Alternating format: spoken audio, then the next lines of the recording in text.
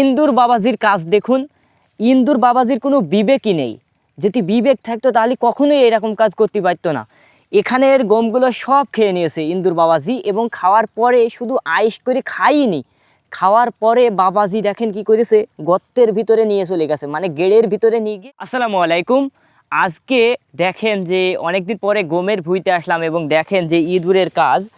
গমগুলো এখানে যা গম ছিল সেই গমগুলোকে কেটে নিয়ে ওরা কি করেছে, গর্তের ভিতরে নিয়ে গেছে, এবং দেখেন যে এখানে সব কিন্তু আপনার গমগুলো গর্তের ভিতরে নিয়ে চলে গেছে। এই যে গমগুলো সব নষ্ট করে নিয়ে গেছে, এবং গমগুলো বের করার চেষ্টা করছি।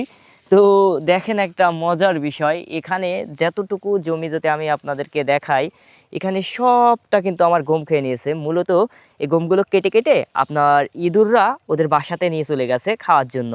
তো আমি এগুলো গরুর খাওয়ানোর জন্য মূলত এই গম লাগানো, বিশেষ করে আমাদের এই সাইডে আপনার গমটা লাগায় না।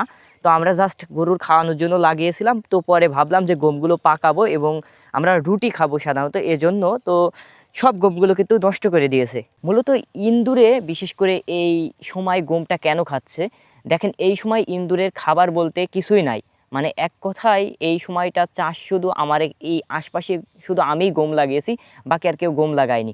এই কারণে ইন্দুর বাবাজি আমার গমের উপরেই বেশি আক্রমণ করেছে, এই কারণে কিন্তু গমগুলো খেয়ে নিয়েছে। বিশেষ করে যারা গম চাষ করবেন তারা কি করবেন, যেখানে অনেকজন গম লাগিয়েছে এইসব এলাকায় লাগাবেন।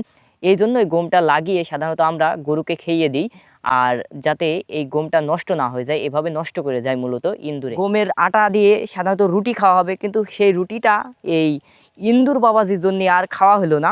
তো মাশাল্লাহ, যাই হোক, খাওয়ার পরেও বাবাজি যেটুকু রেখে দিয়েছে আলহামদুলিল্লাহ, যাই হোক ভালোই রেখে দিয়েছে।